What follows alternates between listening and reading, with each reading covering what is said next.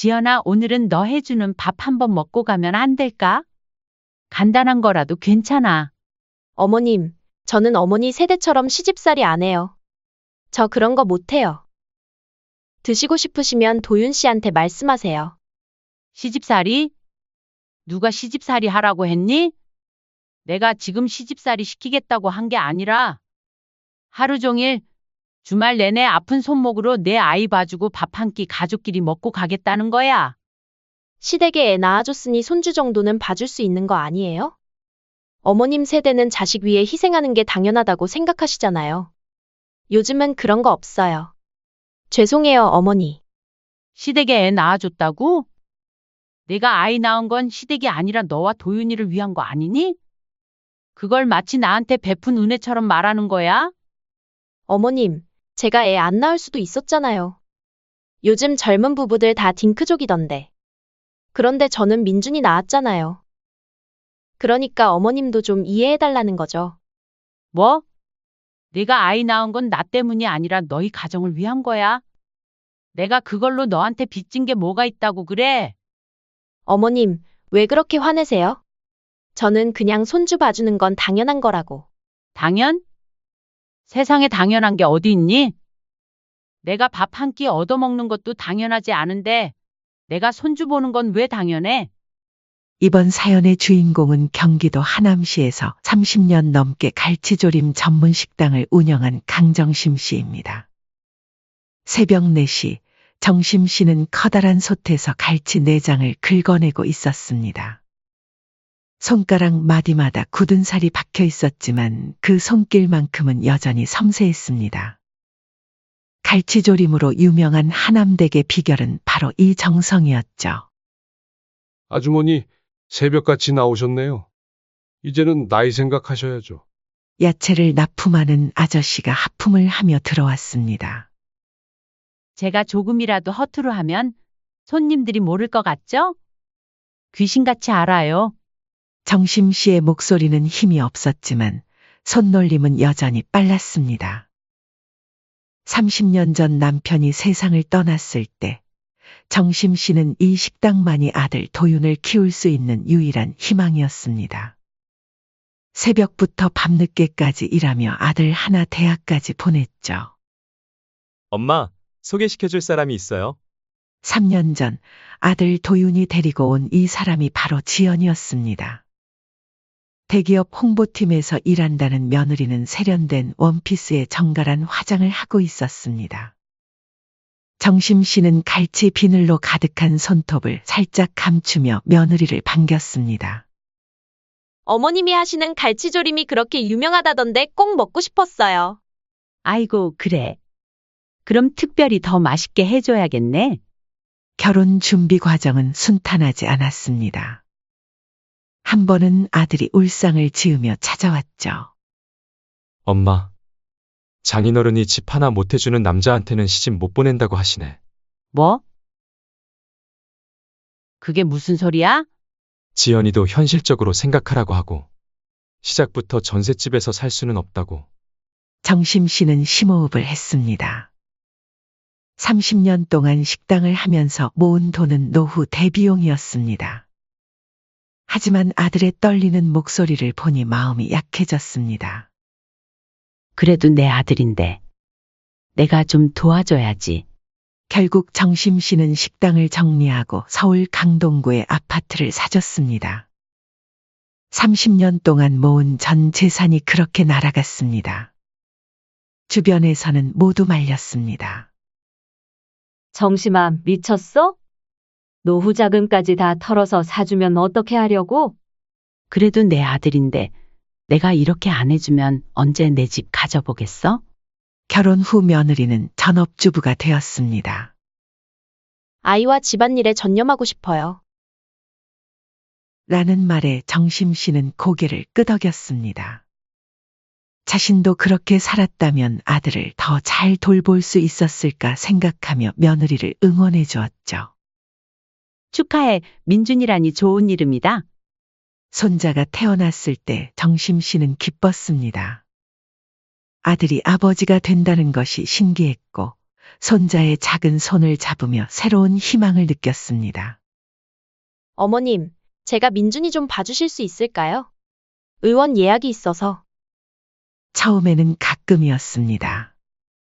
하남에서 강동까지 지하철을 2번 갈아타고 왕복 2시간이 걸렸지만 정심 씨는 기꺼이 갔습니다.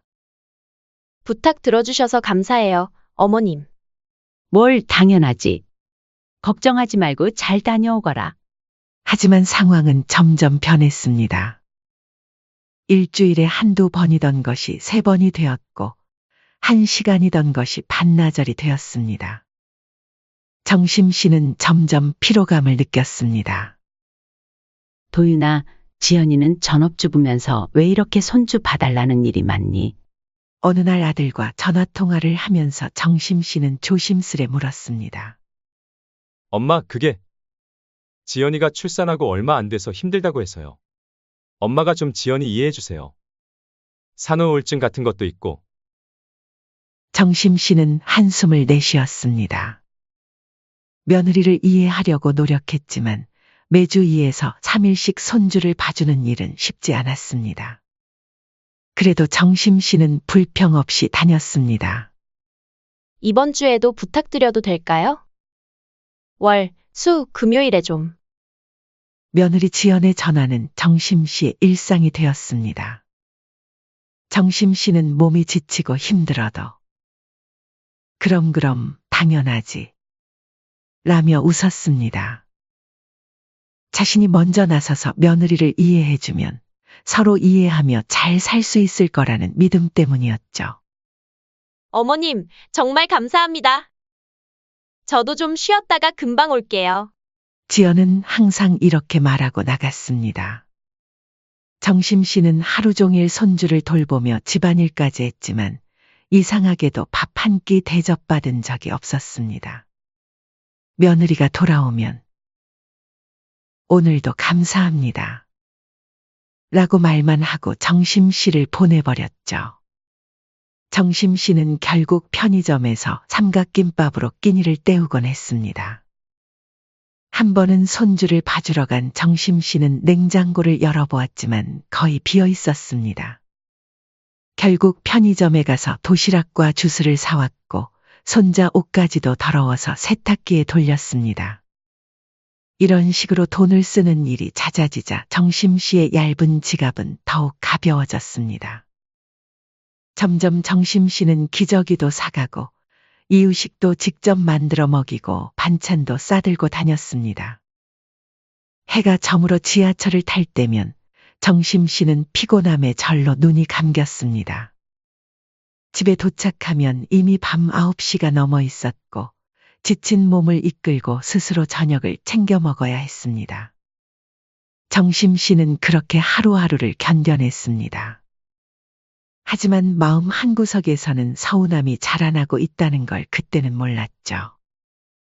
민준이가 태어난 지 6개월이 지났습니다. 그 사이 정심 씨는 이제 할머니 루틴이라는 것이 생겼습니다. 월요일, 수요일, 금요일은 강동구 아들 집에서 손주를 돌보는 날이었죠. 아침 7시에 일어나 간단히 씻고 지하철을 2번 갈아타며 2시간을 들여 9시 30분쯤 아들 집에 도착했습니다. 어머님, 오셨어요? 전 좀 이따 나갈게요. 점심은 냉장고에 김치 있고 쌀 있으니까 알아서 해 드세요. 지연은 항상 정심 씨가 도착하자마자 파우치와 핸드백을 챙겨 나갔습니다. 손주를 봐주러 오는 시어머니에게 차 한 잔 권하는 일도 없었죠. 그래, 잘 다녀와. 정심 씨는 이미 익숙해진 일상에 담담히 대응했습니다. 처음에는 바쁜가 보다라고 생각했지만 이제는 그냥 그러려니 했습니다. 아들 도유는 출근하고 없었고 며느리는 전업주부라면서도 항상 바빴습니다. 우리 민준이 할머니 왔네? 오늘 뭐 하고 놀까? 정심 씨는 손주를 품에 안으며 웃었습니다. 민준이의 웃는 모습은 어릴 적 도윤이와 똑같았습니다. 아직 말을 못하는 민준이었지만 두 눈을 동그랗게 뜨고 할머니를 보는 모습이 정심 씨의 마음을 녹였습니다. 오전 내내 정심 씨는 손주와 놀아주고 이유식을 먹이고 기저귀를 갈았습니다. 그러다 문득 아이 기저귀가 마지막 한 장임을 발견했습니다. 어머, 기저귀가 떨어졌네. 정심 씨는 민준이를 안고 근처 마트에 가서 기저귀를 샀습니다. 살 때마다 느끼는 거지만 기저귀는 참 비쌌습니다. 정심 씨의 얇은 지갑에서 10,000원짜리 2장이 나갔습니다. 민준아, 할머니가 맛있는 이유식 해줄게. 집에 돌아와 정심 씨는 냉장고를 열어보았습니다. 안에는 시든 채소 몇 개와 먹다 남은 배달음식 통이 전부였습니다. 결국 정심 씨는 자신이 싸온 당근과 감자로 이유식을 만들었습니다. 며느리가 준비해둔 건 아무것도 없었습니다. 어머님, 요즘은 시부모랑 너무 가깝게 지내는 거 안 좋아요. 서로 거리 두는 게 예의래요. 어느 날 지연이 갑자기 꺼낸 말이었습니다. 그날따라 정심 씨는 민준이를 돌보다 잠시 쉬고 싶어 며느리에게 차 한 잔 마시자고 했더니 돌아온 대답이었죠. 그래? 요즘은 그런가 보구나. 정심 씨는 당황했지만 표현하지 않았습니다. 자신이 너무 오래 머무르는 게 부담스러웠나 생각하며 서둘러 집으로 돌아갔습니다. 하지만 그 다음 날 휴대폰이 울렸습니다. 어머님, 이번 주에도 민준이 좀 부탁드릴게요. 이번 주는 약속이 많아서요. 며느리의 말이었습니다. 정심 씨는 이해할 수 없었습니다. 어제는 거리를 두자더니 오늘은 또 손주를 봐달라고 하는 모순된 행동이었습니다. 도움이 필요할 때만 시댁이고 불편한 일이 생기면 남보다 더 먼 존재가 되었습니다. 정심 씨는 자신의 삶을 내려두고 또다시 며느리의 부탁을 들어주었습니다. 이제는 일주일에 3일이 넘게 손주를 봐주었습니다. 민준이가 태어난 지 10개월이 될 무렵 정심 씨의 피로감은 극에 달했습니다. 매주 지하철을 타고 왕복 4시간을 소비하는 일은 육체적으로도 힘들었지만 정신적으로 더 고통스러웠습니다. 어머님, 이번 주말에도 좀 봐주실 수 있어요? 친구들이랑 제주도 가기로 했거든요. 며느리의 전화에 정심 씨는 잠시 말을 잃었습니다. 평일도 모자라 주말까지 요구하는 상황이 되었습니다. 주말에도 봐달라고. 도윤이는 뭐 한다니? 도윤이 오빠는 워크숍 간다고 했어요. 제가 너무 지쳐서 잠깐 쉬어야 할 것 같아요. 정심 씨는 깊은 한숨을 내쉬었습니다. 전업주부인 며느리는 쉬어야 한다며 여행을 가고 자신은 70대의 나이에도 쉴 틈이 없었습니다. 나도 일정이 있어서 힘들구나. 요새 계속 봐주기도 했잖니? 아, 곤란한데요. 어머니만 믿고 있었는데. 그렇게 거절하기 무섭게 그날 저녁 아들에게 전화가 왔습니다. 엄마, 이번 주말에 손주 못 봐준다면서요? 응, 그래 이번 주말엔 나도 좀 쉬어야겠다. 너무 지쳐. 엄마 고생하시는 거 다 아는데. 이번에 안 오시면 저 워크숍 가는 거 취소해야 돼요. 일 때문에 가는 거라 저도 많이 곤란한 상황이에요. 너가 워크숍 취소할 게 아니고 며느리가 여행을 취소하는 게 맞지 않니?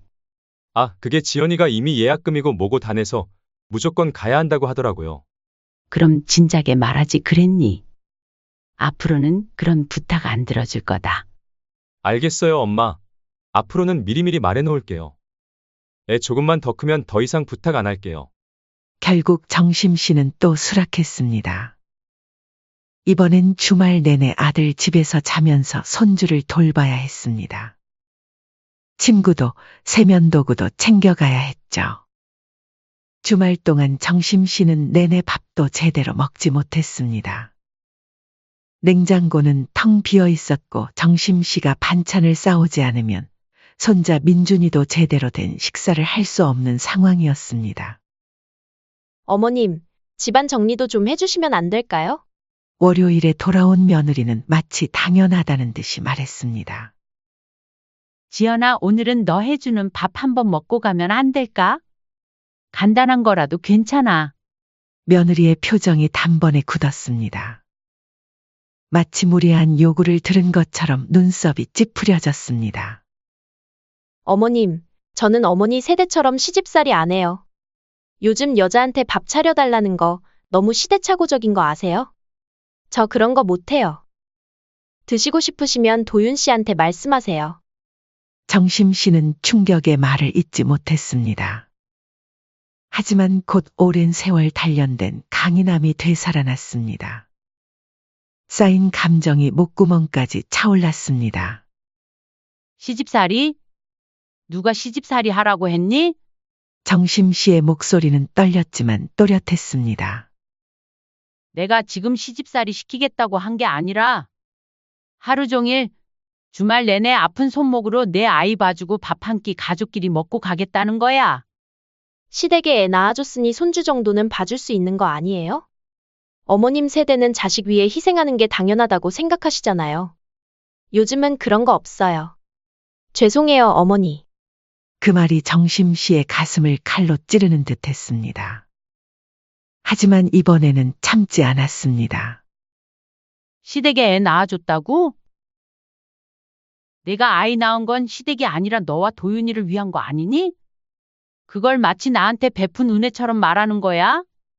며느리 지연은 어깨를 으쓱하며 대꾸했습니다.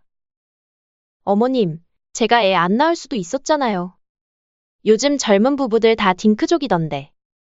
그런데 저는 민준이 낳았잖아요. 그러니까 어머님도 좀 이해해달라는 거죠. 뭐? 내가 아이 낳은 건 나 때문이 아니라 너희 가정을 위한 거야. 내가 그걸로 너한테 빚진 게 뭐가 있다고 그래? 며느리는 눈을 동그랗게 뜨며 놀란 척했습니다. 어머님, 왜 그렇게 화내세요? 저는 그냥 손주 봐주는 건 당연한 거라고. 당연? 세상에 당연한 게 어디 있니?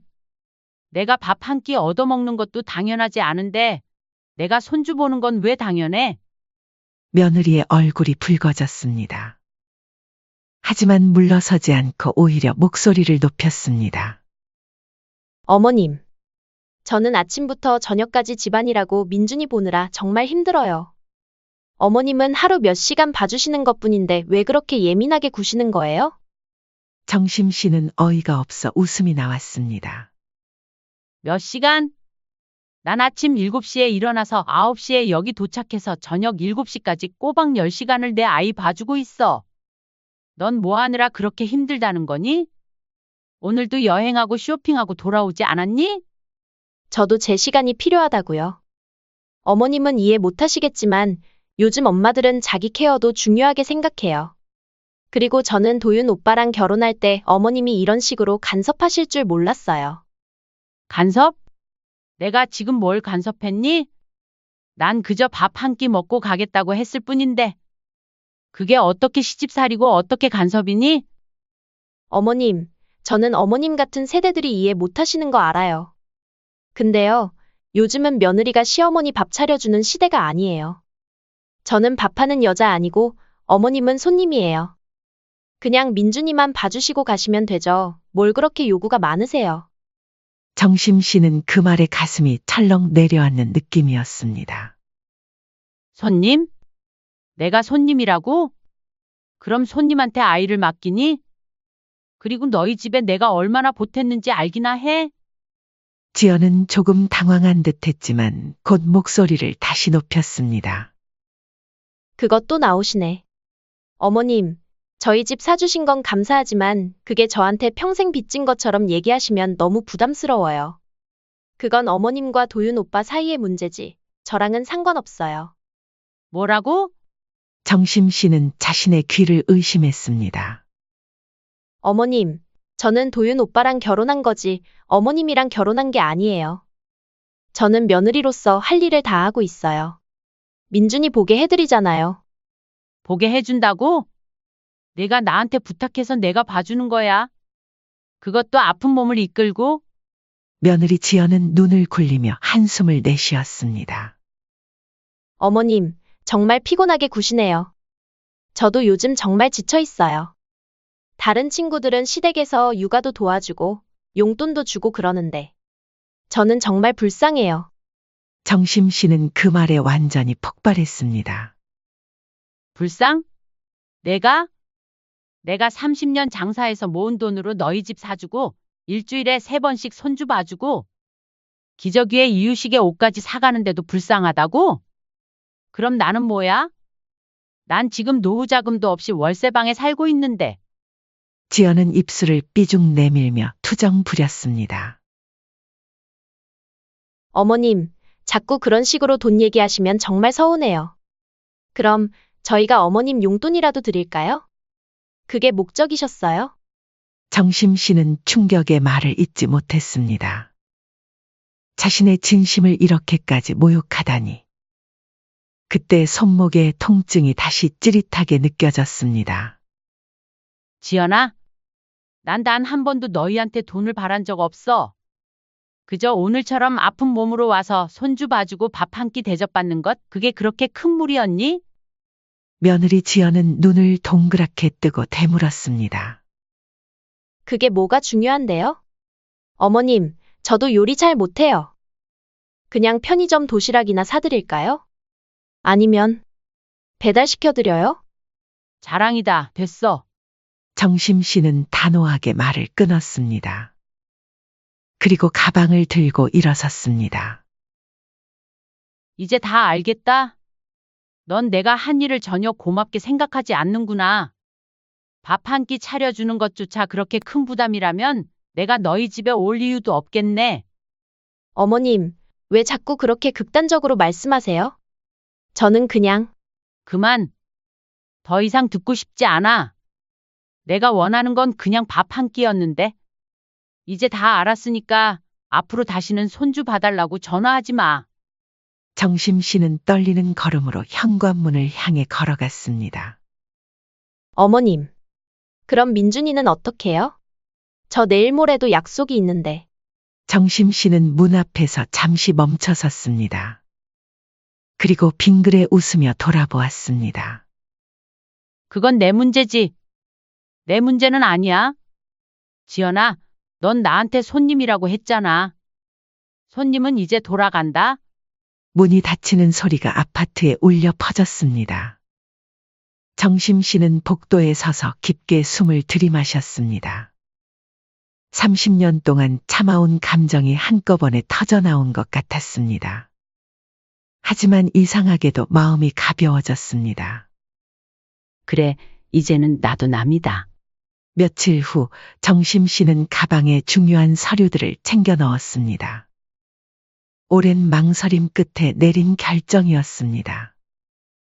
서류 가방을 들고 부동산으로 향했습니다. 정심 씨, 정말 파시는 거예요? 아드님도 동의하셨습니까? 부동산 중개사의 물음에 정심 씨는 담담하게 고개를 끄덕였습니다. 내 소유 이름으로 된 집이에요. 내가 결정할 일이죠? 강동구 신축 아파트면 매물 나오자마자 팔릴 겁니다. 가격은 어떻게 생각하고 계세요? 정심 씨는 이미 시세를 알아본 상태였습니다. 아파트를 구입했을 때보다 가격이 많이 올랐더군요. 금액을 말하자 중개사는 만족스러운 표정을 지었습니다. 좋습니다. 오늘 매물 올리고 내일부터 보여드릴게요. 부동산에서 나온 정심 씨는 휴대폰을 꺼내 아들에게 전화를 걸었습니다. 통화음이 3번 울리고 나서야 도윤이 전화를 받았습니다. 엄마, 무슨 일이야? 나 지금 회사라. 그 집 정리할 거야. 민준이도 앞으로는 안 볼 거니 그리 알 거라. 말을 끝내고 전화를 끊었습니다. 몇 초 후 다시 휴대폰이 울렸지만 정심 씨는 받지 않았습니다. 평소 며느리 눈치를 보며 말 한마디 제대로 못하던 아들이었으니까요.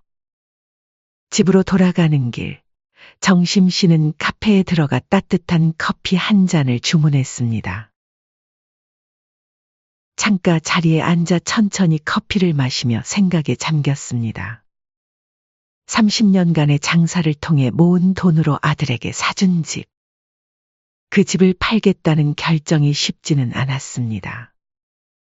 하지만 며느리의 태도는 정심 씨의 마음에 깊은 상처를 남겼습니다. 휴대폰이 또다시 울렸습니다. 이번에는 며느리 지연이었습니다. 정심 씨는 잠시 망설이다 전화를 받았습니다. 어머님, 도대체 무슨 생각이세요? 집을 파시겠다고요? 밥 한 끼 안 해줬다고 집까지 파세요? 너무하신 거 아니에요? 며느리 지연의 목소리는 다급했습니다. 평소의 교만함은 온데간데없고 당혹감과 공포가 섞인 목소리였습니다. 정심 씨는 차분하게 대답했습니다. 남빚 갚으란 말 안 했어. 따뜻한 밥 한번 받아보고 싶었을 뿐이야. 그게 그렇게 힘들었다면 이제 우리 관계도 여기까지지. 어머님, 그때는 제가 좀 예민했어요. 어머님이 갑자기 그러셔서 당황했던 거예요. 제가 사과할게요. 그러니까 집은 집은 이미 매물로 올라갔어. 내일부터 사람들이 볼 거야. 전화 너머로 지연의 숨이 멎는 소리가 들리는 듯했습니다. 어머님, 우리 그럼 어디서 어떻게 살아요? 도윤 오빠 월급으로는 강동구에 집 구할 수 없잖아요. 제발 다시 생각해 보세요. 정심 씨는 씁쓸하게 웃었습니다. 그럼 너도 이제 일을 다시 해야겠구나. 아니면 작은 평수로 이사를 가든지. 그날 저녁 아들 도윤이 직접 찾아왔습니다. 얼굴이 상기되어 있었고 눈에는 당혹감이 역력했습니다. 엄마, 이게 무슨 짓이에요? 우리 집을 왜 파시려고 해요? 정심 씨는 차분하게 아들을 맞이했습니다. 내 집이야, 도윤아. 내가 팔고 싶으면 팔 수 있는 거지. 뭘 새삼스레 그러니? 누가 보면 너 집을 파는 것처럼 들리겠다. 하지만 엄마, 그건 우리 가족을 위해 사준 거잖아요. 지연이가 엄마한테 좀 실수했다고 해서 이렇게까지 하시는 거예요? 정심 씨는 아들의 말에 깊은 실망감을 느꼈습니다. 아들마저도 자신의 마음을 이해하지 못하고 있었습니다. 실수? 그게 단순한 실수였다고 생각하니? 내 아내는 내가 밥 한 끼 먹고 가겠다는 말에 시대착오적이라고 했어.